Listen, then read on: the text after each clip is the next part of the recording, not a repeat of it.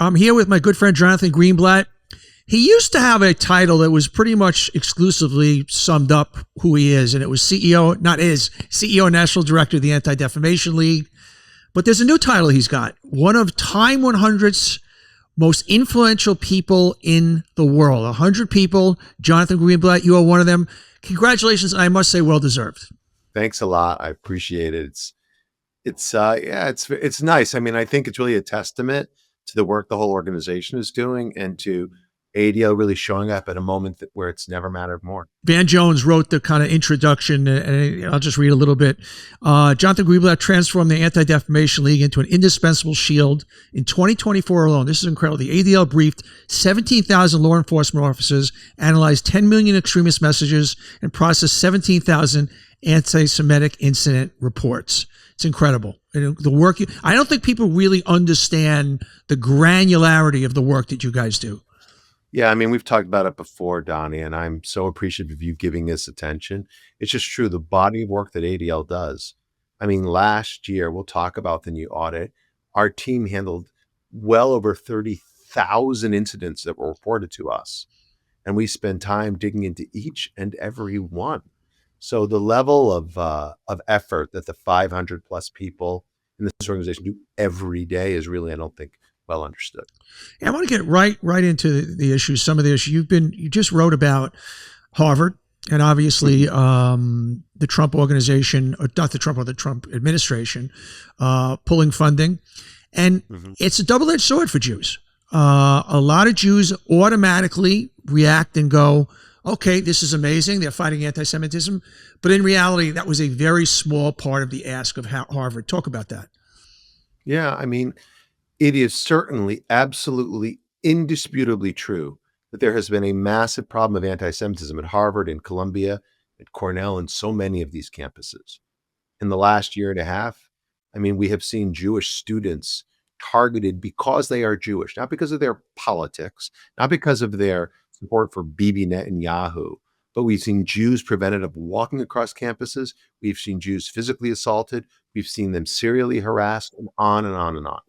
And it's also true that, look, at ADL and other organizations, we have been unable to get the administrations from these schools to tackle this issue with the same level of urgency and intensity that they've applied to other forms of hate.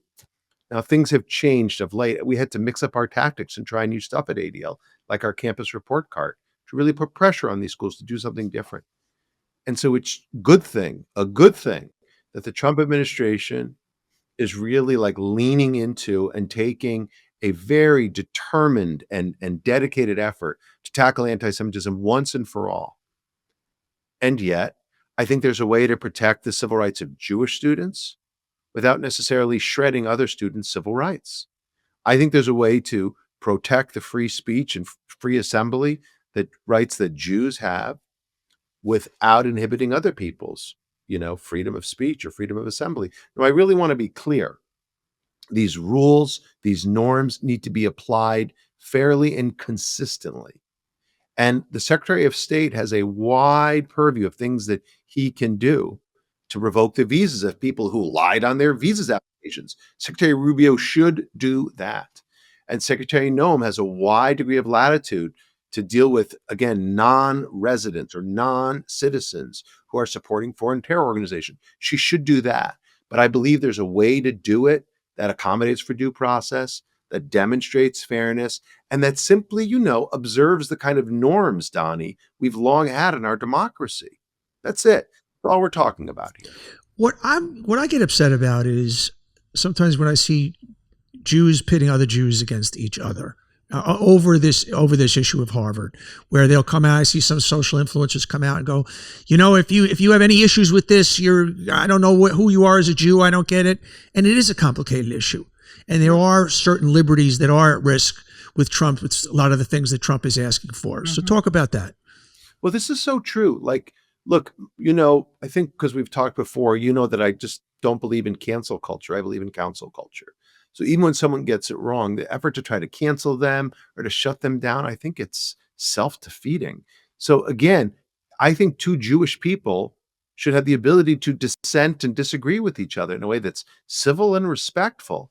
And yeah, there are very strong feelings people have about the president and some of his policies. And I get that. And those who deny that are like, I don't know, they're like living in a kind of in like a delusional state. President Trump is incredibly provocative different ways. Some people love him, some people hate him. That's the world we're living in today where things are so polarized. But I think Jews should be able to understand that, again, our kids have been under siege, and yet different people may have different ideas about how do you approach alleviating that siege. And I just think there's a way to do it that is inclusive and invests everyone in this outcome rather than doing it in such a way that actually alienates those Jews even more. And what I mean by that is when the administration undertakes measures, Donnie, that again may be within the letter of the law, but are way outside the norms, we risk losing other people. We don't need to do that. There is a way to protect our kids and preserve the rights of everyone. And that's the only thing we're talking about here. Now, I do think, Donnie, for a lot of people in our community, we had school administrators who were unwilling to show that same grace for the Jewish kids. We had college professors who were unwilling to get worked up when their own Jewish students were being attacked. And by the way, we have civil libertarians who couldn't seem to find their courage, right? When again, the victims happen to be from Israel or happen to be Jewish. Like, I get why people are angry. I'm angry about that. But I just don't think, as they say, two wrongs make a right. And there's just a way to do this that's within the bounds of we consider normal and yet is within the confines of what we know is the law. If I took a tour of campuses today, a year ago, I know what I would have seen. I would have seen a lot of protests, a lot of hatred against Jews, a lot of violent ranting. What do the campuses feel like right now? Well, I do think right off the bat, campuses today feel a lot better than they did a year ago. They just are. Like the tide has receded in part because the campus administrators are feeling reputational pressure because of efforts like the ADL report card, where we graded the universities. Now they handled this issue. And a lot of those prestigious schools, Donnie, got the worst possible grades. Yeah. F's and D's and C's and whatnot. That's created some pressure. Again, the Trump administration has really, again, been forceful about this and strong. That's created pressure. And by the way, local officials have gotten better too. So as a result, we're not seeing encampments like we did a year ago. We're not seeing the same open hostility that we did a year ago. I don't think we're out of the clear. It was just announced this morning that Cornell, one of the schools where there was a lot of problems in the past, Donnie, invited some horrific musician to play at their spring event with an open record of ugly anti-Zionism and anti-Semitism. Again, I don't think they'd invite a racist band or a white supremacist They would not invite. band. They wouldn't invite the Klansmen, a band known as the Klansmen. That would not happen. That would not happen. Totally. So how this happens, I don't know. So I don't think we're out of the clear. But again, we've seen a real improvement, and that's something we should be thankful for, as long as we don't let up the pressure. Obviously, in the news last week, Josh Shapiro, governor of Pennsylvania's home, arson, burned. It's foggy and murky at this point. Was it a hate crime? What is the ADL coming out? Where are they coming out? Well, so we have a suspect. When this first happened, we wanted to wait because, as always, we work with law enforcement. We don't want to jump to conclusions. The timing of going after the only, like the most prominent Jewish politician in America, maybe other than, I don't know, Chuck Schumer. Yeah. Literally, or maybe Bernie Sanders, literally on the eve of, in the first night of Passover, seemed a little too coincidental. And yet we kind of, we held our powder, said, let's see what was really the case.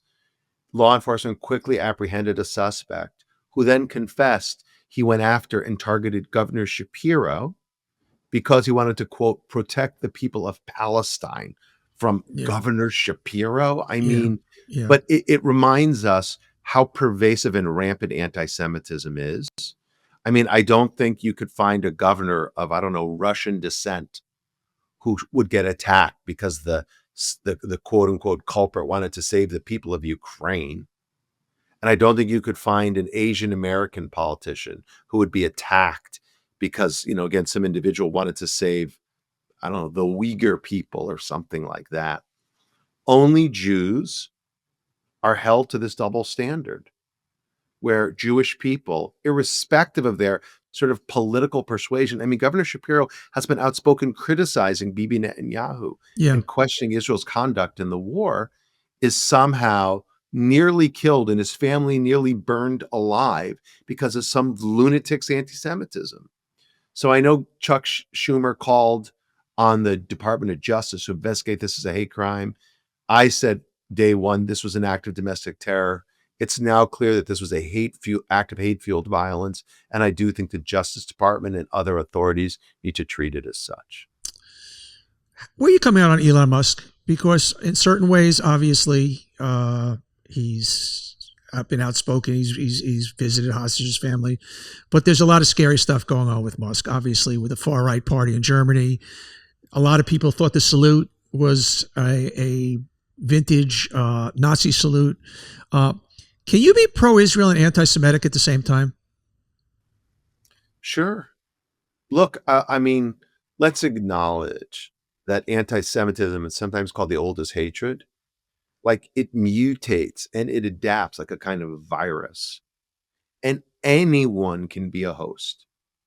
No one is immune from this disease. You find Jewish people who can express anti-Semitic views. You can find good people who unintentionally may traffic in anti-Jewish tropes.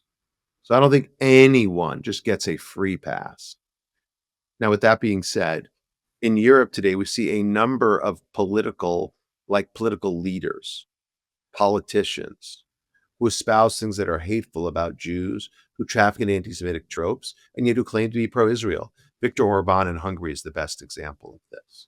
Viktor Orban is a very right-wing leader who has routinely demonized and denigrated and used anti-Semitic tropes to go after George Soros, who he considers, this is the Hungarian Jewish Holocaust survivor who now lives in the United States and who has used his wealth, and he's been extraordinarily successful in the capital markets, to fund efforts to sort of liberalize, after the Cold War, Hungary and other Eastern European countries.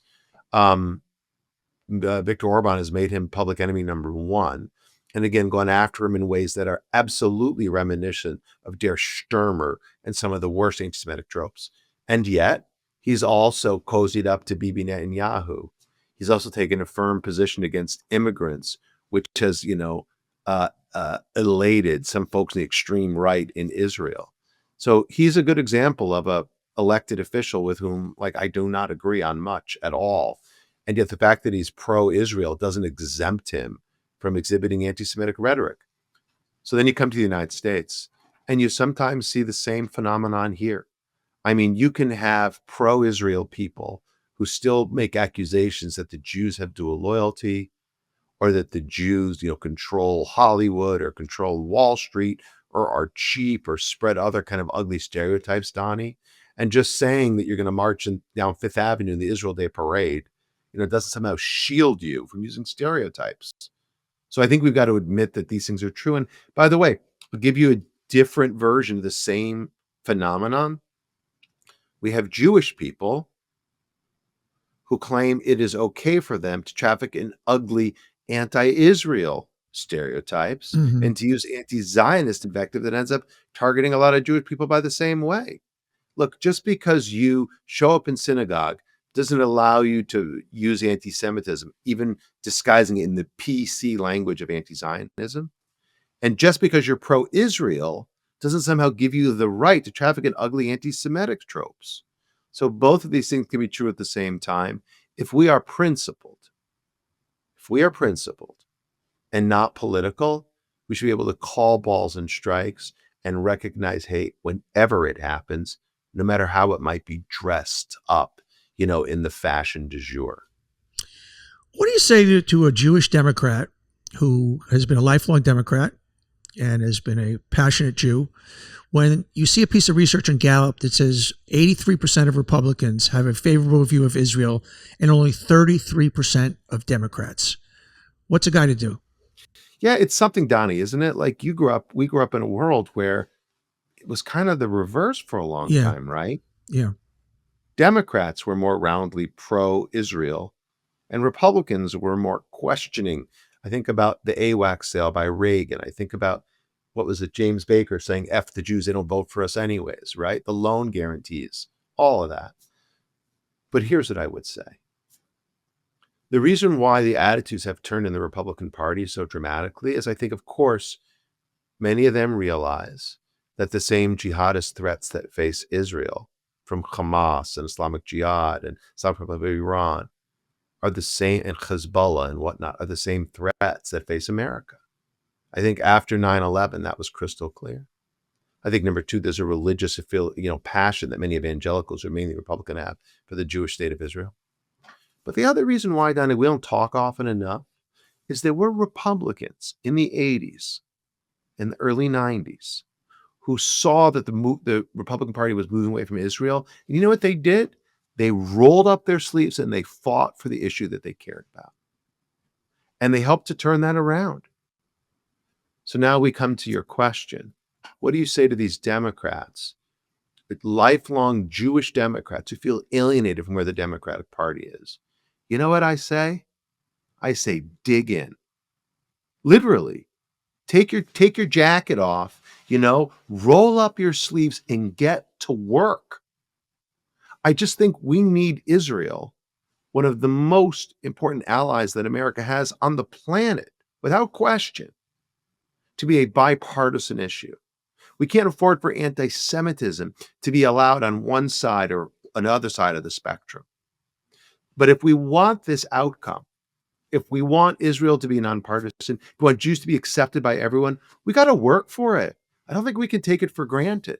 So what I do say to Democrats, and I travel the country, Donnie, and I talk to a lot of Jewish audiences, not only Jews, but a lot of Jewish audiences, and I often get this question. I say to them, if you're a Democrat and you feel alienated, get to work. Who told you that life was going to be easy? Who told you it was going to be a cakewalk? If you care about your people and you care about your party, you got to stick with it and you got to fight for what you believe in. So I will acknowledge some don't want to hear that. yeah. And I Well, got of to course, acknowledge we're living in a world where people want like immediate gratification. They want absolute alignment. They want comfortable. And look, they're going to get uncomfortable, but we need to be prepared to deal with the discomfort if we want to hold on to what matters. what is challenging as a Democrat, if you're a Jew and you see where all the energy is now in the party with AOC and Bernie Sanders, and you see their voting records on Israel and issues with Jewish people, it's hard to stay locked in as a Democrat. It's hard to not drift over to the other side. And right I now get it. I'm an independent, but it's really challenging. It's really, really, really You challenging. used to be a Democrat, right? And you became an independent? Yes, yeah. Is that I correct? was very recently. Yeah, I was always Democrat, passionate Democrat. I'm a passionate centrist now, but I because of a lot of issues, I've had to become an independent at this point. Well, look, in fairness and in like full disclosure, I worked for President Clinton in the White House. I worked for President Obama in the White House. But in this job, I'm nonpartisan. And to your point, I think my views are incredibly centrist, moderate, like right down the middle. You and me both. But to those Jews who identify as partisan, I think you got to work at it. And so, yeah, like I am no fan of, Bernie Sanders is like out to lunch. But Yeah. the reality is that if we want to put energy behind the Richie Torreses of the world, Amen. if we want to burnish the John Fettermans of the world, if we want to support the Josh Shapiros of the world, Yeah. like that old Lotto commercial, you got to be in it to win it. And so I want these Jewish partisans who lean Democratic, I want them to kind of do the work. And I want, by the same token, the Republicans, Jews who are partisan, not to let their party drift toward, Tucker Carlson, not to drift toward Candace Owens, not to drift toward the isolationism and the anti-Semitism of some people on their side. We got to hold on with all our might if we want to keep this right in the middle. And that's what I'm committed to. And I hope independents like you are committed to that. And I think we all need that. I think that's really well said. Uh, Let's lighten up a little bit. Talk to me. I opened up the show with you being named one of the 100 most influential people in the world. How did you find out about that by Time Magazine? Yeah, it's crazy. I mean, it's it's this thing that I read for years. And I was in Hong Kong, actually. I was in Hong Kong for a series of speeches and such, and I got an email from my staff. And I guess the Time people had sent me an email or them an email saying that I was one of the 100. And I mean, I don't know exactly how it happens. Like, I don't know what the process is, but it's certainly very flattering. So I was surprised. It's amazing. Uh, I yeah, was it's neat. I'm so excited for you. That's a big deal. That's a big Nice deal. to say. Let's talk about J-Lens, all right, and the ETF. It's very, very interesting. Yeah. So look, I think, as we were alluding to before, we're going to release our data this week on anti-Semitic incidents. And basically, we've seen anti-Semitic incidents surge to new record levels in 2024. Part of that's because in 2024, there were 75 different BDS actions targeting Fortune 500s. These activists have moved from, warfare to lawfare. And now I worry a lot about sort of like business fare, like trying to use the boycott and divestment levers to pressure companies. And that ends up redounding against all Jewish people, right? That's like how it shows up. Stickering kosher products in a supermarket, not products made in Israel, like pressuring Jewish employees of companies, as we've seen in places like Google and Amazon and more, and simply going after companies indiscriminately because of a perceived relationship, like Starbucks. Hundreds of Starbucks stores, Donnie, have been vandalized since October 7th with Free Gaza, even though Starbucks has no stores in Gaza or in Israel. Yeah. Not one. Yeah. Zero. And I used to be an executive at the company. Like, I know this. Is that because the founder, Howard Schultz, is Jewish? Is that what is? Yeah, I think they go after Starbucks because Howard is Jewish. And who's a fantastic guy, by the way. He's a great guy, Howard Schultz. Amazing leader. Yeah. Extraordinary entrepreneur, visionary chief executive. But you know what? I think part of these anti-Israel movement and the anti-Semitic movement is anti-American and anti-Western. So they target Starbucks. It's a big American brand. And they target Starbucks because he's a very well-known Jewish person. Anyways, so I've been worried about this trend for a while. And so back in 2022, ADL acquired another nonprofit called J-Lens. Now, like, I come from the business world and M&A happens all the time. It doesn't happen nearly enough in the nonprofit world, but they had a capability we lacked. So what J-Lens did was encourage what we might call ESG style investing through a Jewish lens. And so they literally were advising foundations and philanthropies and some individual, donors on how to use part of their corpus, if you will, to invest in the kind of companies that were not participating in BDS, that were taking a universal approach to issues we care about. So I don't really want to be in the business of advising foundations or philanthropists on how they should invest their money. But I tell you what was interesting to me, Donnie, watching the BDS movement gain traction, I was interested in J-Lens because they have a capability that I thought we could tap for shareholder advocacy. Sure. I mean, we've done political advocacy for a long time at ADL. We've done legal advocacy, but shareholder advocacy was new. So we acquired J-Lens, and it took us about 2 years, but we got all the approvals through the SEC. And earlier this year in February, we launched a new exchange-traded fund on the New York Stock Exchange. Now, for your listeners, an ETF is sort of a passive way to get exposure to, like, in this case, large cap public equities. We're basically buying the NYSE. We're buying the Fortune 500. Mm-hmm. But what's interesting, Donnie, is we are going to use this platform to, number one, exclude companies who are supporting the BDS movement. For example, General Mills. General Mills is the big CPG company from the Midwest. They pulled their Cadbury division out of Israel entirely when they came under pressure from the BDS movement. This is a way for us to counter that. Yeah. Because what I want to do is, again, people are buying shares. Again, you can go to your ticker and just tap in TOV or TOV. That's our symbol. TOV is the Hebrew word for good.